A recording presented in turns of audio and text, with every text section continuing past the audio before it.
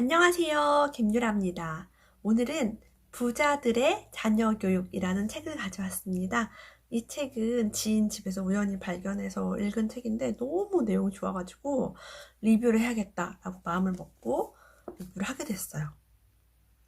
세계 갑부들이 어떻게 자녀 교육을 하는지, 부자들의 교육에는 어떤 특별한 게 있는지, 우리도 부자의 자녀 교육법을 따라하면 우리의 아이들도 부자가 될 수 있지 않을까? 이런 생각을 하면서 제가 읽게 됐어요. 자, 그럼 이 책에는 어떤 부자들의 이야기가 있는지 제가 알려드릴게요.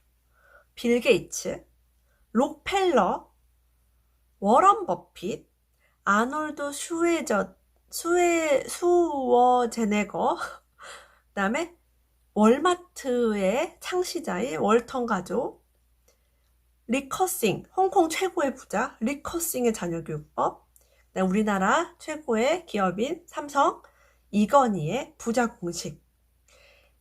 글을 써서 가난한 이혼녀에서 세계 최고의 부자가 된 작가 부자가 된 조엘 롤링, 해리포터의 작가 이야기까지. 조엘 롤링의 부모가 어떻게 그녀를 키웠는지 그런 이야기를 이 책을 통해서 엿볼 수 있었습니다. 굉장히 다양한 사람들의 부에 대한 이야기로서 읽고 너무 재미있어서 저도 주문했어요. 이게 지금 다른 사람 책이라서 저도 이 책을 주문했습니다. 아이들과도 되게 나눌 이야기가 많아요. 한번 이야기 나눠볼게요. 19세기의 철강왕 앤드류 카네기는 자서전에서 이렇게 부자가 되는 비결을 밝혔다고 합니다. 나는 저축을 통해서 억만장자가 됐다. 백만장자의 표시가 뭔지 아는가? 바로 수입이 항상 지출을 초과하는 것이다. 백만장자들은 일찍부터 저축을 시작한다. 돈을 벌기 시작할 무렵부터 말이다. 라고 이야기했습니다. 돈을 벌기 시작할 무렵부터 저축을 한다. 이게 부자의 특징이다. 라고 얘기합니다. 빌 게이츠는요. 빌 게이츠의 부모님은 어떻게 빌 게이츠를 키웠을까요? 부모님은 항상 내가 많이 읽고 다양한 주제에 대해 생각하도록 격려했다. 우리는 책에 관한 것부터 정치까지 모든 주제에 대해서 토론했다. 빌 게이츠의 부모는 자녀들이 책 읽는 데 집중하도록 주중에는 텔레비전 보는 것을 금지하고 주말에만 보도록 했다. 빌 게이츠는 7살 때 부모가 사준 백과사전을 처음부터 끝까지 다 읽기로 결심했다고 합니다. 굉장한 독서광으로 유명하죠. 무려 어렸을 때부터 백과사전을 보았다고 해요. 영재들의 특징이 백과사전을 좀 잘 보더라고요. 빌 게이츠의 저택에는 그의 개인 도서관이 있다. 이곳에 그는 14,000여 권의 책이 있다고 합니다. 자, 이렇게 성공한 부자들도 책을 열심히 보고 책을 보관하는데 저도 항상 이런 책 보면서 계속 좀 더 읽어봐야겠다 생각이 들어요. 너무 항상 배우는 게 많은 것 같아요. 자, 빌 게이츠는 중고등학교에 다니면서 자신이 좋아하는 컴퓨터를 이용해 돈을 벌 생각을 했다고 합니다. 그리고 중고등학교 때 정말 다양한 비즈니스를 했어요. 중소기업에 납품하는 프로그램도 만들고요. 학교에서 수업 시간표 작성 프로그램도 개발했다고 합니다. 엑셀과 같은 개념 아닐까? 월화수목금 1교시, 2교시, 3교시 이렇게 써있는 이런 차트 같은 거 만들었겠죠. 옛날 컴퓨터는요, 여러분, 모니터도 없었대요. 키보드, 뭐를 입력하면 프린트로 출력이 되는 그런 형식이었다고 합니다. 어쨌든 중고등학교 때부터 비즈니스를 통해 돈을 벌었던 빌 게이츠는요, 친구와 교사들에게 20번째 생일이 되기 전에 백만장자가 될 것이다 라는 말을 자주 했다고 해요. 진짜 여러분, 말한 대로 이루어지죠. 우리 아이들에게 부자가 될 거야, 혹은 연봉을 얼마가 될 거야, 얼마를 벌 거야 이런 말을 많이 하도록 해주세요. 말이 정말 씨가 돼요. 록펠러, 세계 최고의 부자가문 록펠러는 어떻게 자녀 교육을 시켰을까요? 절약 습관으로 유명했다고 합니다. 록펠러 3세, 록펠러 2세도 경제교육에 아주 충실했고요. 아주 허투루 돈을 쓰지 않게 했어요. 록펠러 3세면 솔직히 할아버지 때부터 부자 아니에요. 그럼 그냥 좀 쓸 법도 한데 자수성가라고 보기도 좀 어렵죠, 사실은. 근데 아버지의 뒤를 이어 록펠러 재단 사무실에 출퇴근을 하고 있다고 합니다. 그는요, 집에서 아파트까지 매일 걸어서 출퇴근을 하고 있대요. 걸어서 30분 거리를. 부자들은 리무진에 기사가 있지만 이분은 걸어 다니고요. 비가 오는 날에도 택시를 타지 않고 버스를 타고 걸었다고 합니다. 요 앞에 빌 게이츠의 딸이 스키를 산 이야기가 있어요. 근데 그 딸 카드가 무슨 게이츠 해가지고 이제 빌 게이츠 가문 같은 그런 느낌이 드는 이름이었나 봐요.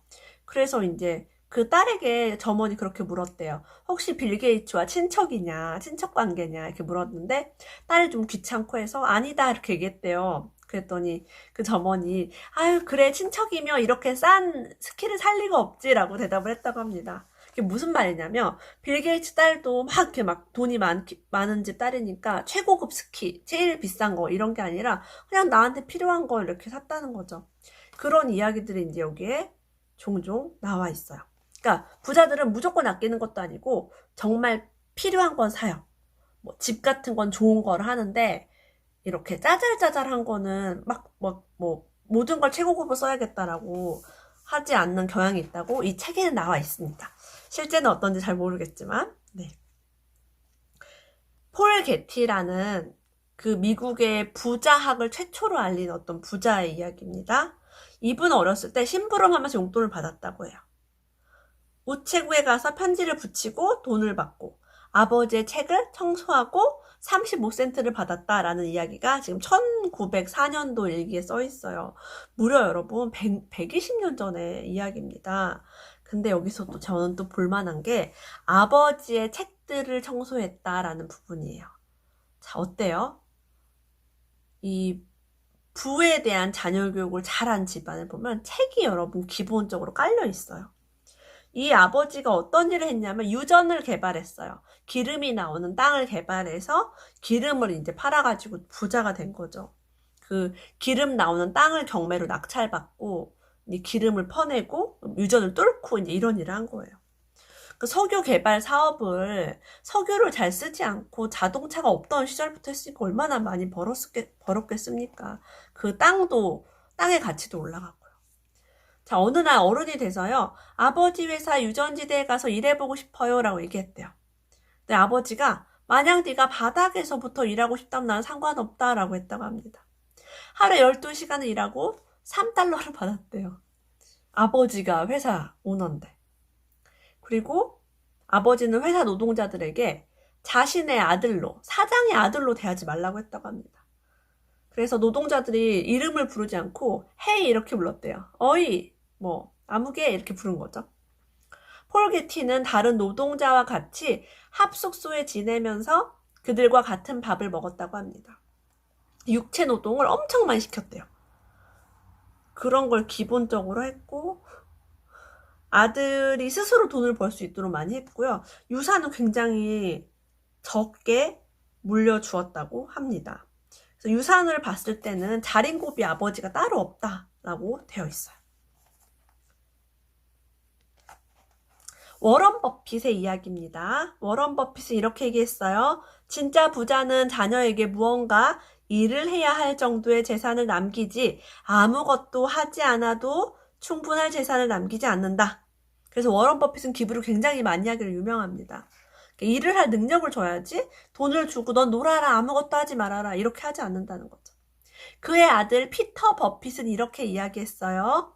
아버지가 돈을 빌려주지 않았기 때문에 나는 은행에 가서 대출을 받고 은행 업무를 다루는 요령을 배울 수 있었다. 아버지가 돈이 이렇게 많은데 아들한테 돈을 안 빌려주고 은행에 대출을 받게 했다는 거예요. 여러분, 가난한 집은 오히려 능력 없는 아들에게 계속 돈을 빌려줘요. 망하는데 빌려주고 밑빠진 독에 빌려주고 사업자금 대주고 그리고 고통받고. 근데 이런 부자들은 깔끔하게 은행에 가서 빌려라 이렇게 한다는 거죠. 능력이 있으면 은행에서 신용이든 담보대출이든 빌려주겠죠. 워런 버핏의 아버지는 그럼 어떤 사람이었냐 한번 볼게요. 대공황 1930년도에 미국에 엄청난 대공황이 있었죠. 이때 주식시장이 붕괴됐을 때 워런 버핏의 아버지는 은행에서 주식을 중개하는 일을 했다고 합니다. 금융인이었죠. 하루아침에 은행이 파산하면서 일자리가 없어지고 길거리를 나앉게 되고요. 은행에 모아놨던 예금도 다 날렸다고 해요. 근데 그 와중에 이제 주식을 중개하는 회사를 창립을 했다고 합니다. 물론 처음에는 돈을 잘 못 벌었대요. 그래서 굉장히 힘들게 살았다고 해요. 워런 버핏이 10살이 됐을 때 아버지는 그를 뉴욕에 데리고 갔다. 월스트리트에 있는 증권거래소에 아이를 데려갔다고 합니다. 주식을 거래하는 걸 보여줬고요. 그 이후로 워런 버핏은 장난감 비행기보다 주식을 더 좋아하는 어린이로 변했다고 해요. 자주 사무실로 불러서 주식과 채권의 원본을 볼 수 있겠다고 합니다. 어린 시절에 임팩트 있게 보는 게 되게 중요하죠.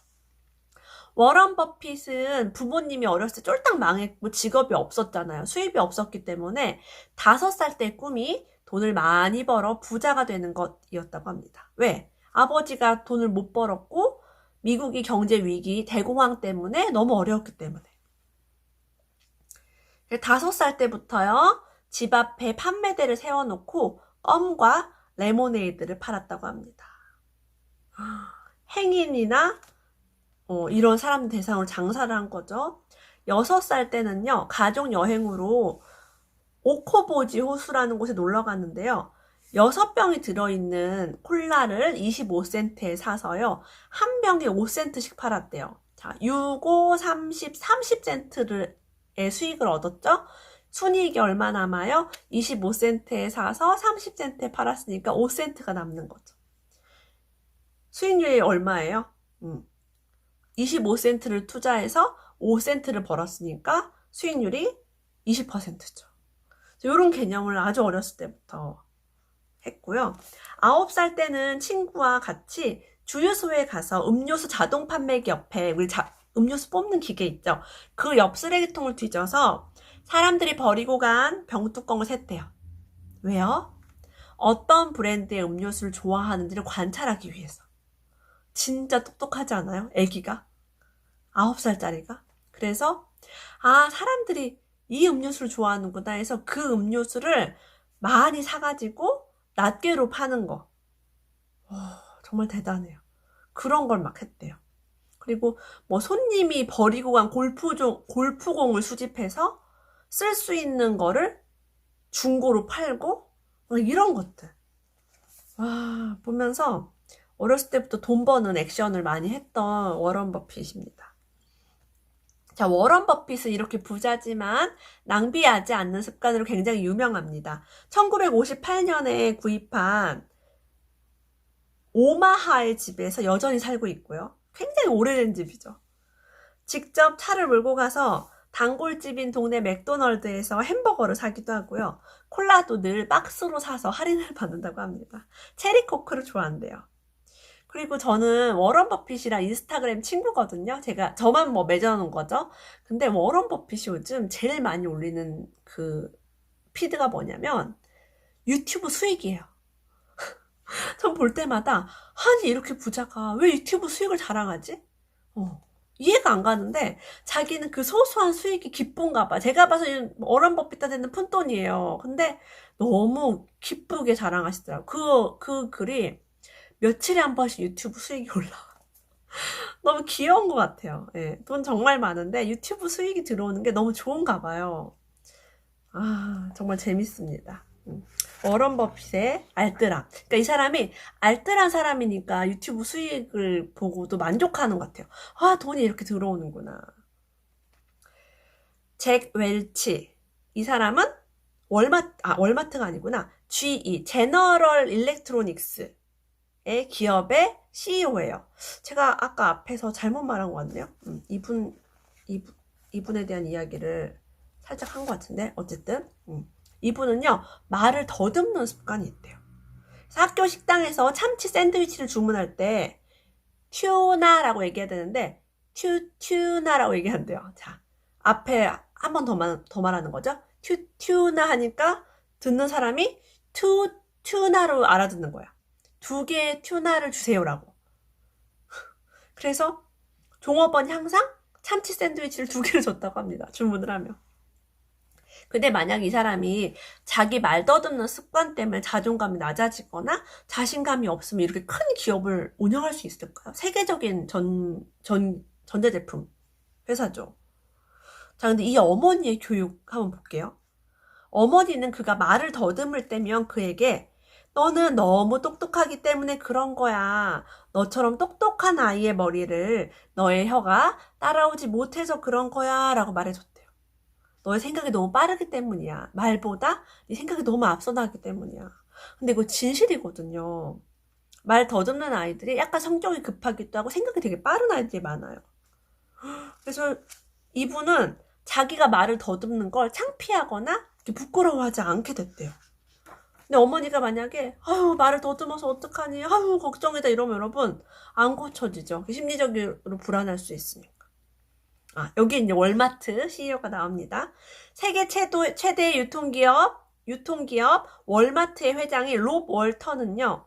사무실이 고작 2.8평밖에 안 된대요. 회장인데 전 세계에 있는 마트 회장인데 고작 2.8평이래요. 절약의 가치를 정말 강조하고 있다고 합니다.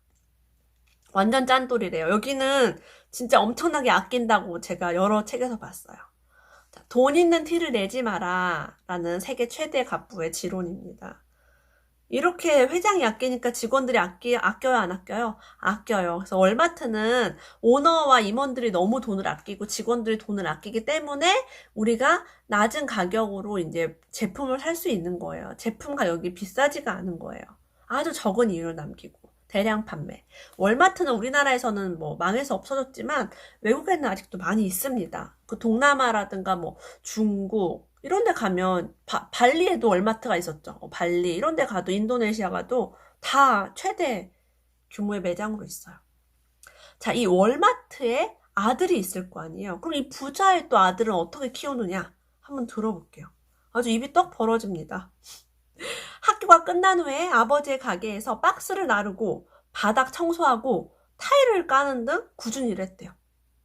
여름 방학이면 오히려 가게에서 일하는 시간 늘어났다.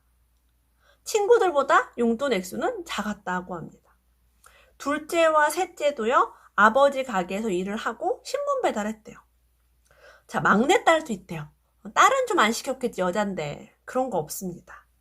5살 때부터 아버지 가게에 나가서 일을 해야 했는데 주로 사탕과 팝콘 코너를 맡았다고 합니다. 귀여움 담당이었을까요? 이렇게 돈의 소중함, 일을 해서 돈을 버는 게 얼마나 힘든 일인지를 아주 어려서부터 알게 했다고 합니다. 그리고 부자라는 특권의식을 갖지 마라 라고 늘 강조했다고 해요. 대단합니다. 아주 혀를 내두르는 부자의 자녀 교육법이죠.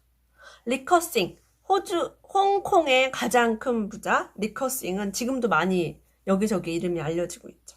리커싱의 집에는요 작은 서재가 있다고 해요. 서재에는 리커싱의 아버지가 모아놓은 고전들이 가지런히 정리되어 있다고 합니다. 시경, 논어 등 사서 삼경뿐만 아니라 고전 문학이 고스란히 모여 있고요. 리커싱은 초등학교 때부터 매일 학교가 끝나고 집에 돌아오면 서재에 앉아 책을 꺼내 읽었다고 해요. 전형적인 책벌레였다고 합니다. 지금도 매일 잠들기 전에 30분 이상 책을 읽는다고 해요. 주로 읽는 책은 역사, 경제, 철학에 관련된 책들이며 소설이나 무협지와 같은 흥미 위주의 책은 읽지 않는다고 한다. 소설, 무협지 안 읽는 건 저랑 비슷하네요. 왜냐면 저도 이렇게 막 뭔가 배우고 싶으니까 역사, 경제, 철학 이런 걸 읽으면 도움이 되거든요. 물론 저는 수준이 아주 낮지만 그래요. 책과 잡지를 읽으면서 얻은 아이디어가 사업 성공의 핵심적인 요소가 된 적도 있다고 합니다. 그리고 리커싱은 아이들에게도 책을 읽어주려고 노력을 많이 하고 있대요. 바닷가에 집이 있었는데 수영을 하고 나서도 아이에게 책을 읽어주고요. 고전을 읽어줄 때는 한 구절 한 구절 해석도 해주었다고 합니다. 너무 멋지죠?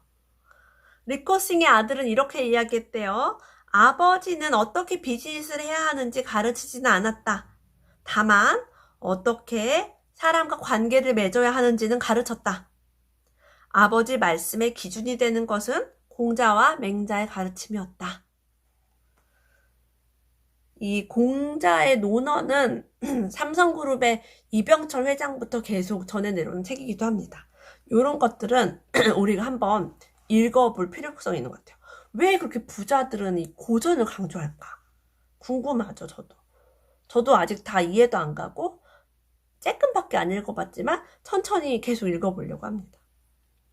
부잣집 아들이지만 실제로 세상 사람들이 어떻게 사는지 이해해야 한다는 게 아버지의 가르침이라고 합니다. 리커싱은요, 손수 아이들을 데리고 버스나 택시 같은 대중교통을 이용하기도 하고요. 유학가 있는 아들이 골프장에서 캐디로 일하면서 용돈을 벌고 있는 소식을 전했을 때 이렇게 얘기했대요. 막 기뻐하면서 부인에게.